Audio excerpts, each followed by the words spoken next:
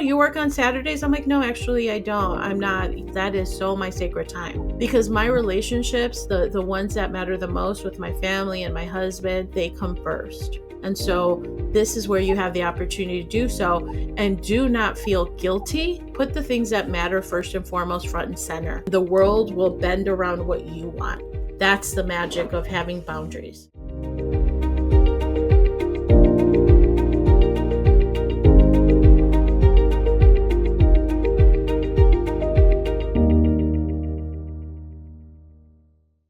Hey y'all, it's Danny C. Welcome to the Happy Life Agenda podcast. As you all know, this show is dedicated to empowering women to live their happiest life through creating access to insights, resources, and experts. And that's why I'm so excited to welcome back a prior guest who I just have such amazing conversations with. And I know she is bringing so much value to each of you.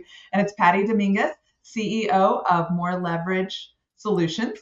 And she is a powerhouse AI strategist with a career history as a woman pioneering in tech, and who climbed the ladder at corporate America and then realized that it would rob her of precious years with her family. And so she has taken life by the reins, taken business by the reins, and now she has her own business that puts family first. And so that is what we're going to talk about, is her story and how you can make this your truth as well, and live the same kind of vision that Patty has, is being able to balance career and family and just really, thrive in life. So Patty, welcome back. Thank you so much. Thank you, Danny. Thank you. So, oh my God, I'm so excited about this topic. Just so you know, I'm like, I'm tingling at the opportunity to share this, because I think we talked about it in the last call. It's like, damn, I wish somebody would have told me that. I am about to spill as much as I can on like my aha moments, with the intention. So I just want to set the intention to help as many people as possible, because these are real hurdles that we come up with, and it doesn't have to be that way. So I'm super excited to share. Oh my gosh, thank you so much. Yeah, if y'all turn up the radio, pull over, make some time, whatever, because as Patty and I were preparing for this conversation, it was just like, yes, yes, yes. Oh my gosh, we're gonna talk about because as both of us like experience, we're having these conversations out in the world, and we're having women come to us, and it's like, these are the things that every woman is talking about, and now we need to give it a platform and a voice to get out there. And Patty has lived it and come out the other side very successful. I'm in the middle of this journey, and so it takes a village, and I'm going to say it takes a village of women right now to stand up and say, like, this is what's happening, and we're going to make some change. So Patty, thank you so much for being on here and having this exciting conversation. My pleasure. Okay, so tell me, what can I share? Well, first, in case anyone didn't hear the prior episode, I just want you to quickly give us that, history is like, you were in corporate America, and then now you're an entrepreneur. So kind of take us to, your little bio, and then we'll dive into, the nitty gritty of everything. Yeah, I think for me, as it relates to my corporate career, I'm super thankful that I had the ability to work with super smart people in Fortune 50. I developed a lot of great skills. So I'm very, very thankful. They paid for my grad school, all the things that I'm very thankful for. So I do want to make that very clear. However, fundamentally, I was very unhappy in corporate towards the end. And there's a couple of little stories that happened. Is I had my oldest son now, and we had to put him into daycare, and I would cry. I was like, oh, why am I so unhappy? Right. Cause I had that thing that I had to leave them. And I felt like, oh my gosh, this time is so precious and what have you. And I knew that things started to kind of go off rails when I would have to pump, because I was breastfeeding him. I'd have to pump in like a closet. And it was really interesting because I didn't know any better, but I almost felt shame about it. Like I was hiding it instead of it being kind of like a, a harmonized self-care practice that I needed to be a better mother. It was kind of seen as an inconvenience. Like, well, I got to go to this meeting, right? I was putting all the things for work first, as opposed to really catering to what I needed, what my child needed, etc. So I started to get these inklings of like, okay, this isn't really working out for me the way that I want. And the other thing is the job that I had on paper, it was a sexy, sexy job, meaning I was the one who would scout for like agencies, and we'd travel all over the world. It was really great. But if you're a young mom and you have children, it's really inconvenient because you're not there for the things that matter for your kids, you know? And so I started really getting a realization like, this isn't what I thought it was. And it wasn't until a couple of things like, you know, when my son was little, I remember going to the grocery store, I'm shopping.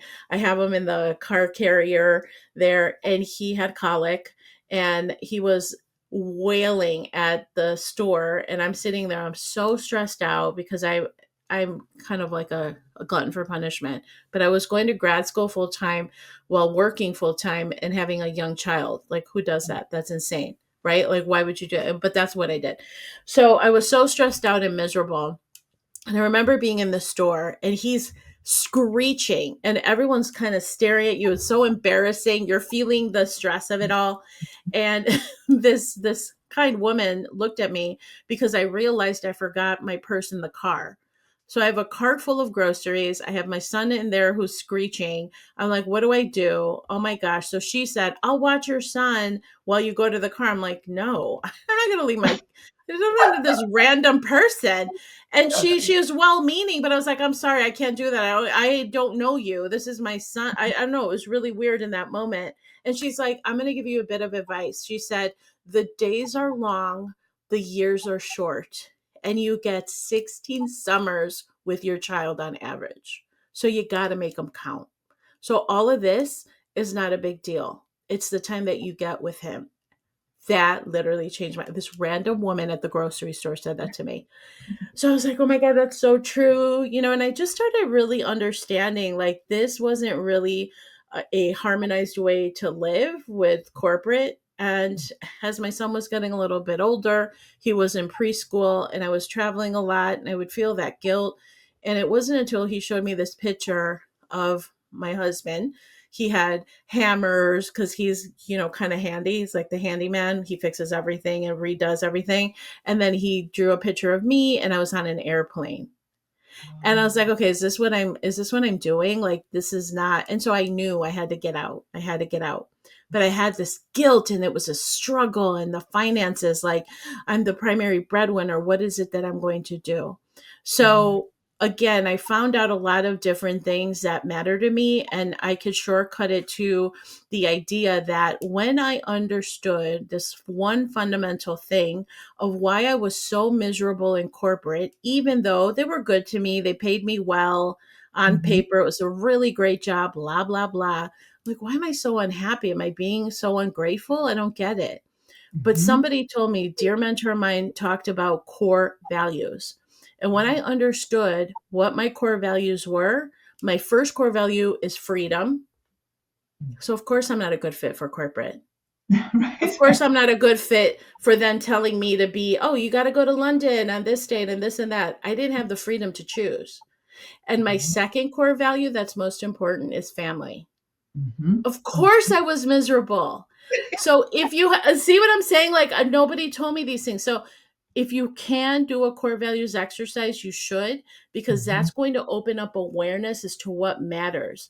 And when you live by your core values, it is a game changer. So I created my business that honors my core values. And it's just been so enlightening. I hope I shortcut. Like I wanted to give you guys everything, but core values is essential if you haven't done that exercise. Oh my gosh, that's such good advice. So I want to break down some of the things that you said here for our audience, and let's start with, I think you said you're at the grocery store, your son's wailing, you just had a new baby, you're going to grad school, you're a full-time executive, and what you were probably trying to create there, because this is what I've been through, is there's this belief that we have to do it all, we can do it all, especially as women, and we paint this picture of perfection, and then we try to be that.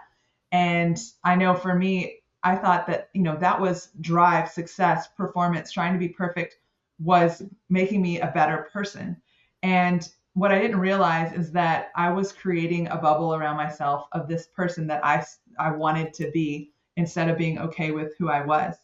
And that was keeping me from keeping my core values at the forefront. So I leaned into all of these things that were not truly me. And so now here I am. I started all this when I was 44. I'm 45 now. But And like I'm having to undo a lot of the things that this perfect person that I created did. And even the relationships that I have, I see how I changed some of my closest relationships by trying to make the person who loved me for who I was love this perfect version that I wanted to be. And so I think that what you described, what I'm saying is like, stop trying to be perfect. Stop trying to do all the things because the world tells you that, hustling and doing all the things is what's going to make you successful and better and happy. Because if here's two stories right here, it's not, you're going to wake up and be like, where did my life go and who am I? Right? Okay, so I completely agree. So perfectionism is a farce. It doesn't exist. It's a bunch of BS. The other Hmm. thing is that we have to realize that are you living for somebody else's perception of you, or are you living your truth? And that's why I believe, not I think, I believe having these conversations are so essential. Is that if it's not aligned, I promise you that if you are not congruent, you are miscreating, meaning Hmm. if who you are and who you show up to be is aligned, it's like you're in flow. Yes. But if you're trying to be perfect, but you're really over here, see how like it's incongruent. And when Hmm. you're incongruent, you can't be in flow. It's not Hmm. possible. And that's the thing. It's like to let go of perfectionism because the root of perfectionism at the fundamental human factor, it's fear. Fear of being Hmm. wrong, fear of criticized, fear of not being loved, fear of like all these things that we're conjuring up and putting pressure on ourselves instead of stopping and saying, "Well, what makes sense for me?" Yes. Start there. And that's where you start to change your life and you start to change your experiences and the events and the people that you attract. Everything changes, but it's Yes. about putting yourself first.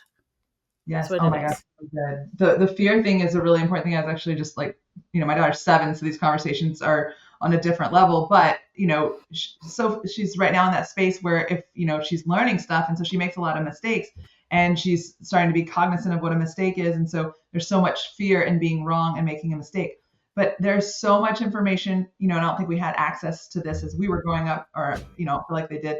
But like we now know that you learn more from making a mistake, and that is not it's not that we didn't know it before, it's that it wasn't at the forefront. Like social media, writers, all of them, now we know and it's at the forefront. So it's okay to make a mistake. And the thing is that we can't, as people, don't operate from a model where you're judging people and you're not letting them make mistakes. Let's have the conversation. I mean, I see this in organizations all the time.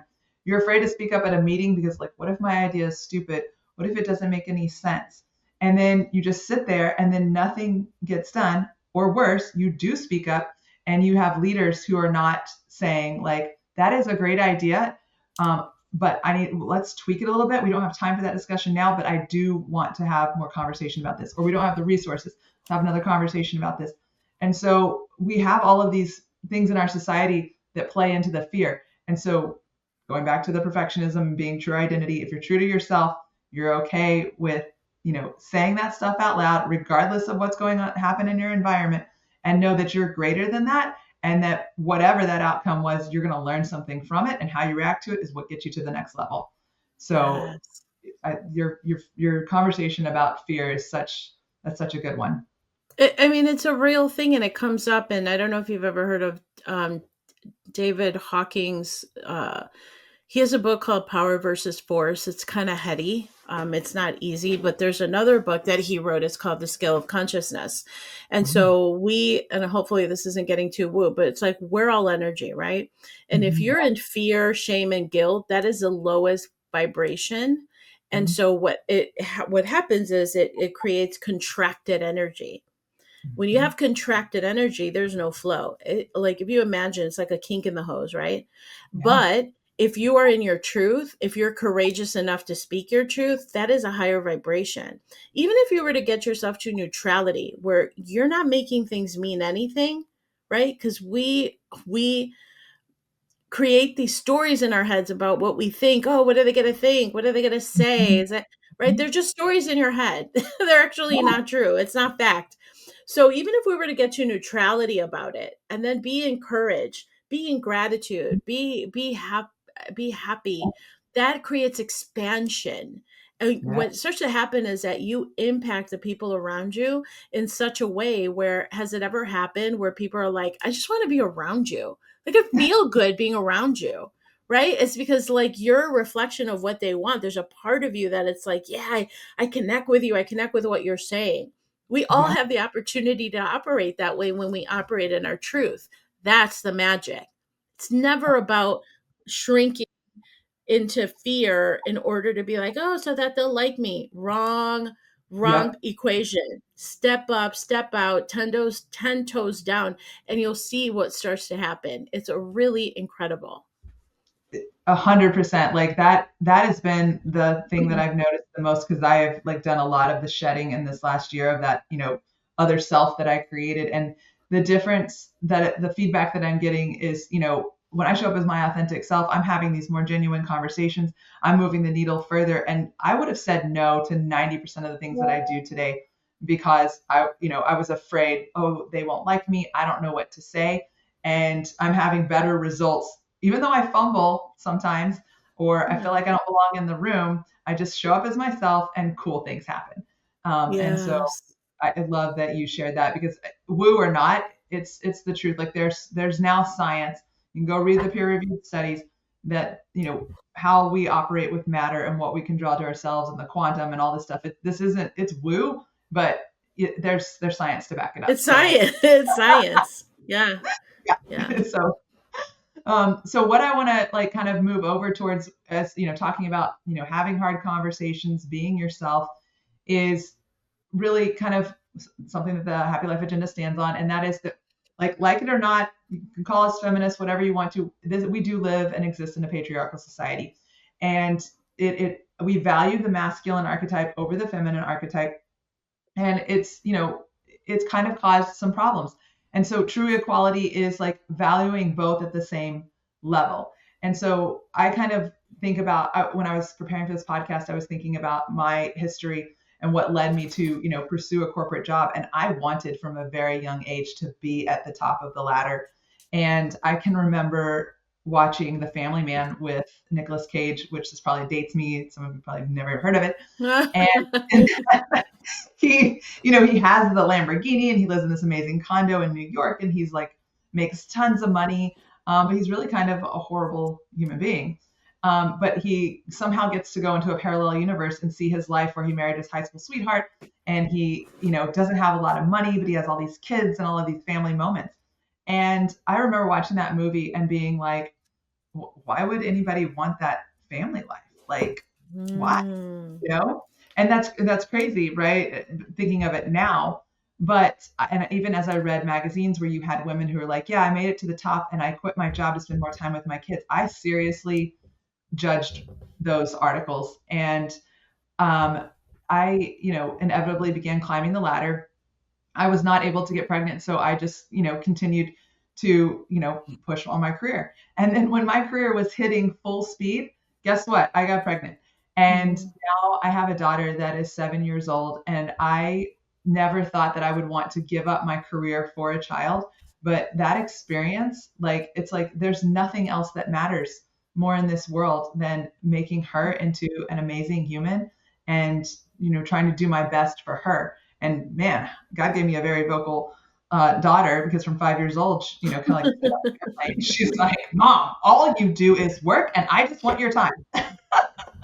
Oh. So I want to kind of talk about, like, we were trained, we're trained by this masculine society that, if you want your career, you have to make a choice, check your problems at the door. And, as a woman, there's a stigma like, oh, if I hire her, she's going to have a baby and she's going to want to leave and all of this type of stuff. And it's like, well, why do we have to make it either or? Why don't we set up organizational structure so that we can still pour into our families and into our children and even our marriages and still get the job done? And so I know you have thoughts on this because you formed a company that actually has successfully done this. So let's talk about that a little bit. Yeah. Oh, wow. So I remember again going into the whole corporate environment as I just had my son and I couldn't pump. So I had to do it in a closet. And I remember thinking, I'm like, God, I never want anyone to feel that way. So when we started our business, the one thing that I do, even when I posted jobs, is I'll have my job posting if I have an open position, and I talk about our core values that we're family first and this and that. And what's really interesting is that on the sites that I've published open jobs, I will get a ton of hits, a ton of hits. And even the company's like, wow, your thing's going viral.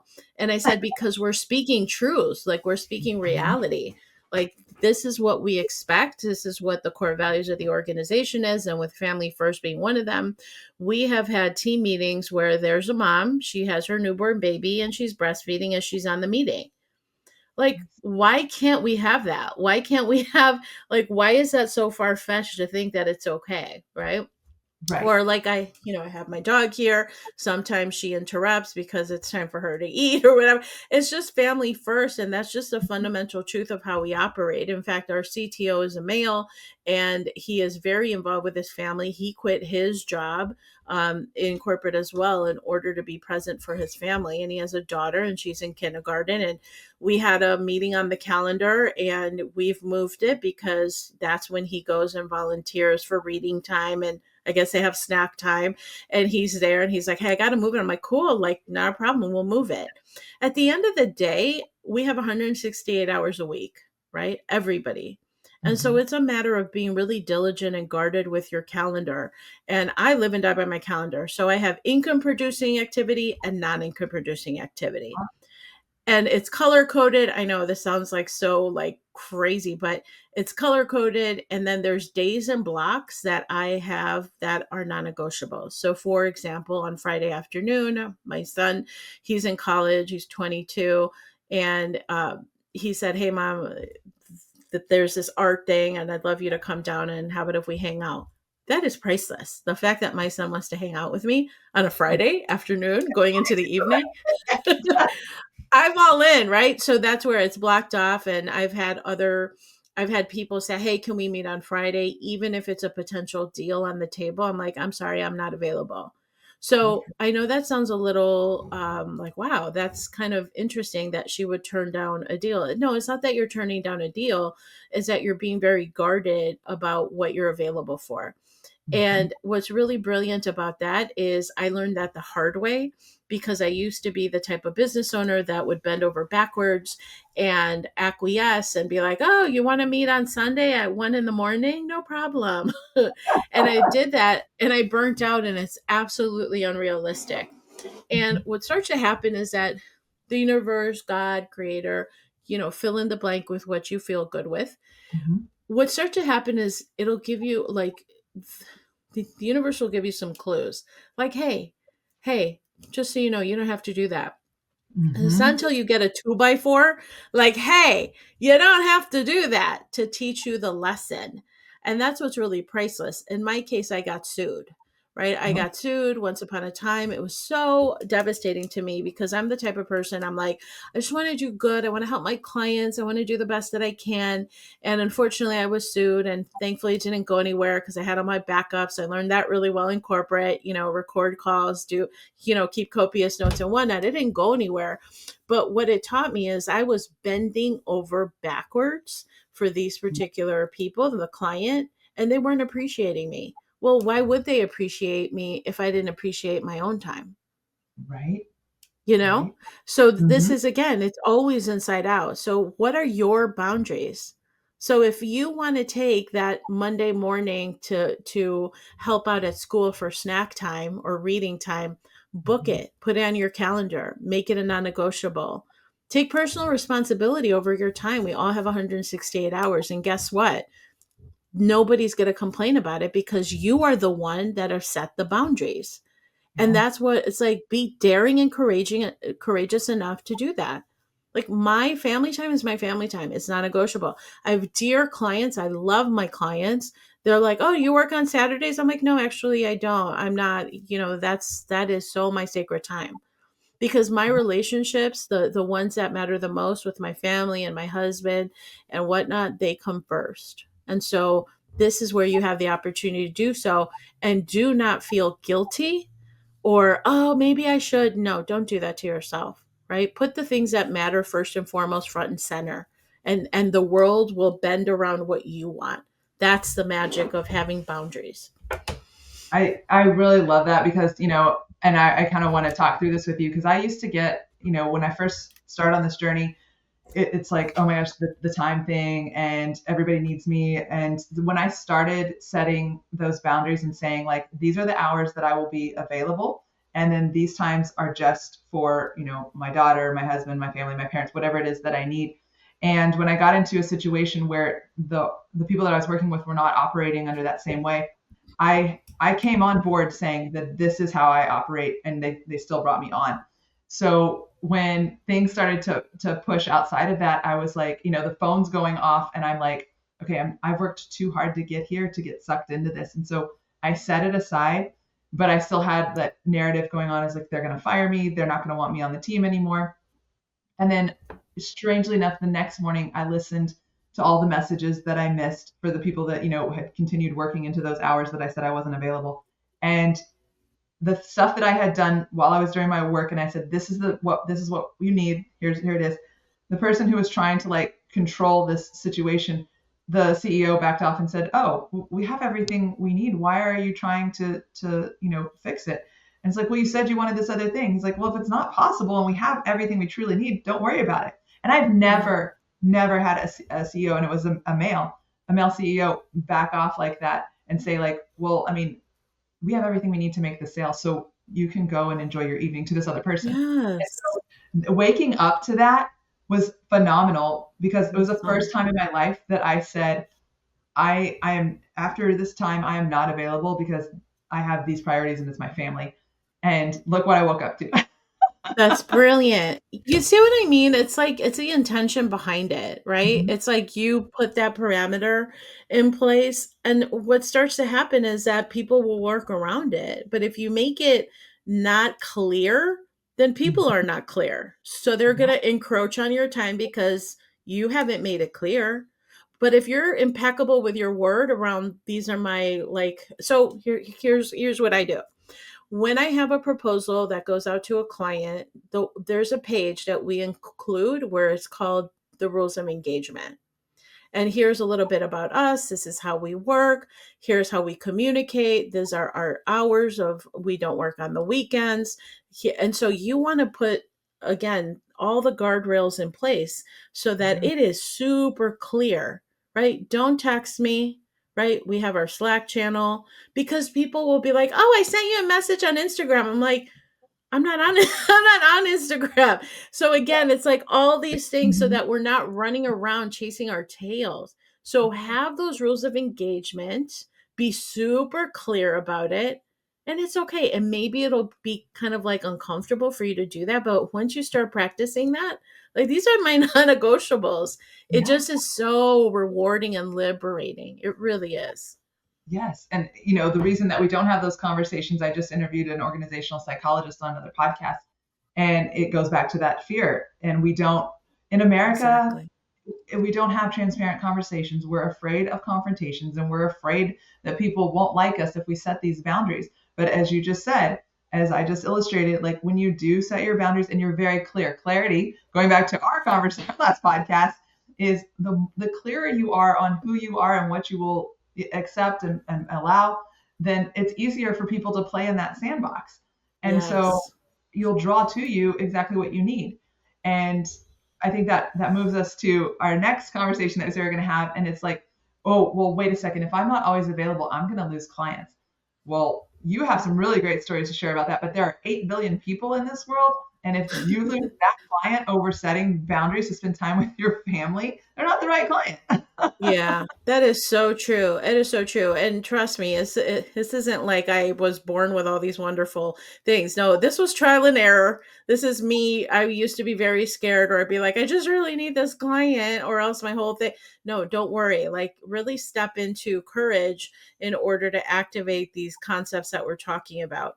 And Mhm. so, what starts to happen, which is really interesting, is that, for example, we just brought in a new client. She's a female business owner, really successful. I admire her so much. She's single mom, absolutely killing it. I absolutely love her. So what started to happen is there was a meeting we had on the calendar, and again we moved it because our CTO has a priority, his daughter. He wants to be there for snack time and reading time.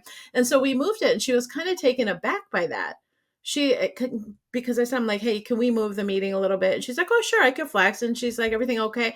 And I told her I'm being totally transparent. She's like, oh, wow, Mhm. that's really interesting that you do that. I'm like, yeah, one of our core values is family first. Like, that is super important. She's like, really?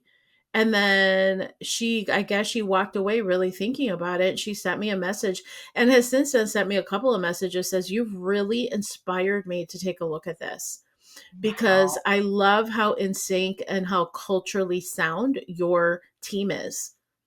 And That, yeah, my people, like my integrator, my director of operations, has been with me 7 years, and she's had other offers to leave to make more money even. And sometimes it's not even about the money, it's about how they feel, the security, the culture, the acknowledgement, the appreciation. All these things that are considered soft skills are so important to creating the right type of environment. So she, for example, she said, oh, I have to travel and do this. I'm like, cool, if you can meet the meeting. I said, let's just have a quick check-in. And she was at a little coffee shop and she's like, hey, I'm here, I'm on my phone. I'm like, yep, these are the key takeaways. Don't worry about it. We just have to trust and know. And when you operate this way, everyone feels a sense of ownership and responsibility. That's mhm. why, because you're empowering people, right? I'm Yes. making the fact that she can hang out with her aunt, that she's traveling on the train in order to be there. She's like, I really want to go see her. I'm like, go see her, family first. And what's Yes. really beautiful is that the other team members are like, no problem, Christy, family first. Yes. Oh my Everyone God. starts resonating on the same. And again, that's my core value with freedom and family first. Check out what yours are, right? Like, really understand what are your core values. And I have a little exercise that you can do. I'm happy to share that if you wanted, absolutely free. But start really thinking in that way. Once you gain that clarity, you start to attract really different, interesting opportunities. And it's just a lot of fun. That's phenomenal. Like yes, I do want you to share the exercise, and if it's something that I can put on my website and link to, because I think that the number one thing that I want to do for women with Happy Life Agenda is have these conversations, but then also give you something practical to do to get to that next step. Because we can wax poetic all day long, but unless we help people have actionable steps to take, then it's going to take them longer to get there. And so I appreciate any things that you have that can make it more practical.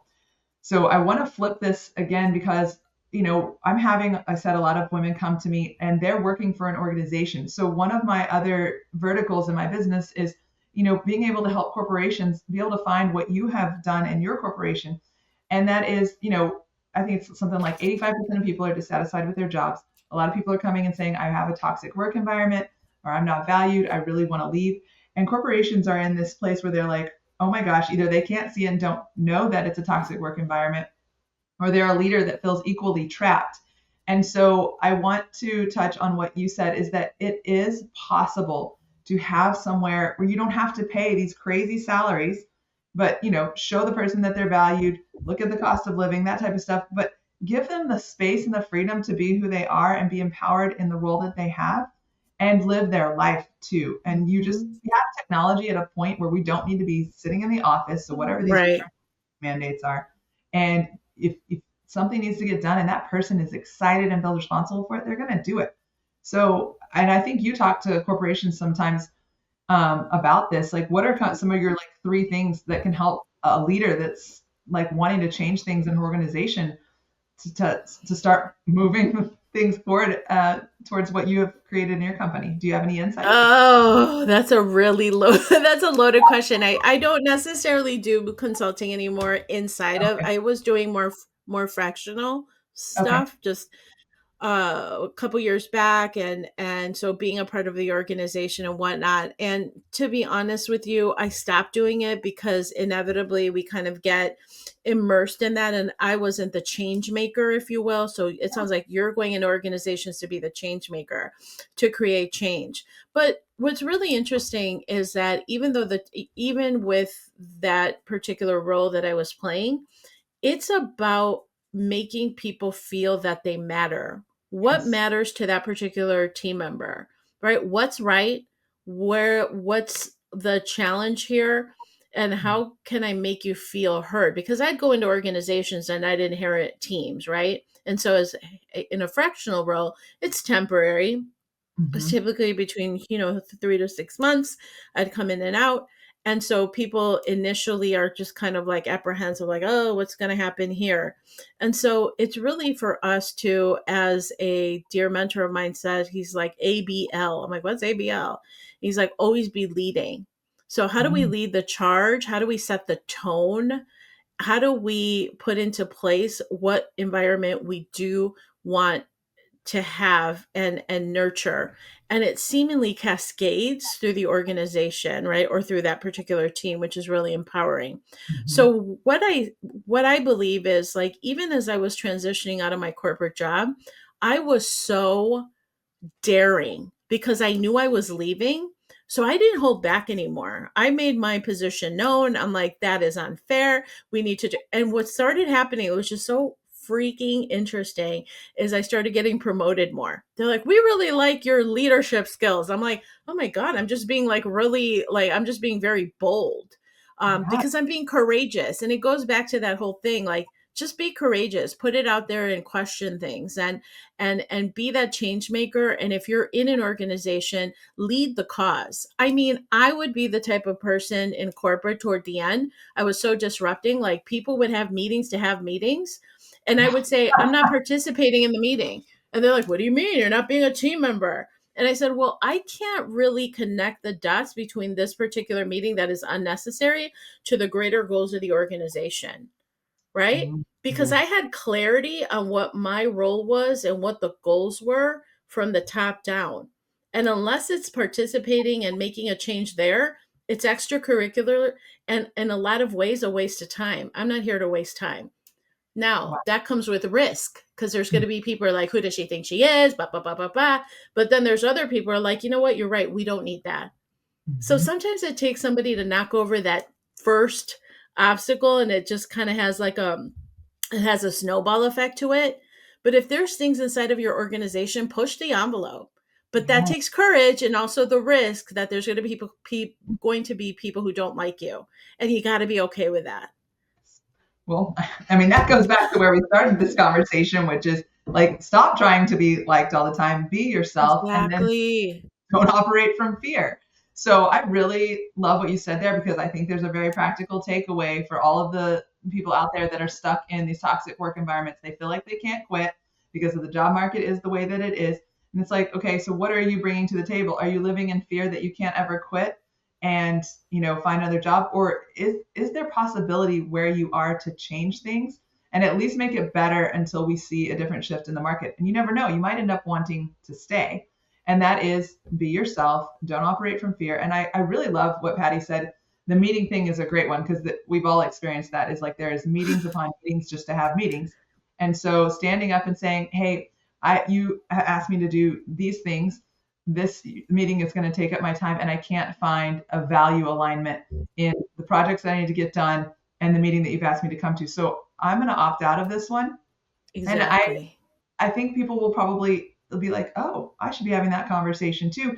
I don't want to be in this meeting either. And you'll find that beside you are allies that are feeling the Yes. same way, and go from one voice to many voices. So true. I So love true. it. So, well, Patty, oh my gosh, I think we could keep talking. I mean, I think I have some more bullet points on my list, but I know that you have some things to get to, and so do I. So, I want to thank you so much for your time today. I think there's no question in my mind that we may have to have you as a recurring guest and have more conversations about this because you create such actionable insights and everything that you do, and you've lived it, and that's just so powerful. So thank you for sharing your stories and giving us something Okay. that we can hold on to as we move into these next phases of what we want to accomplish.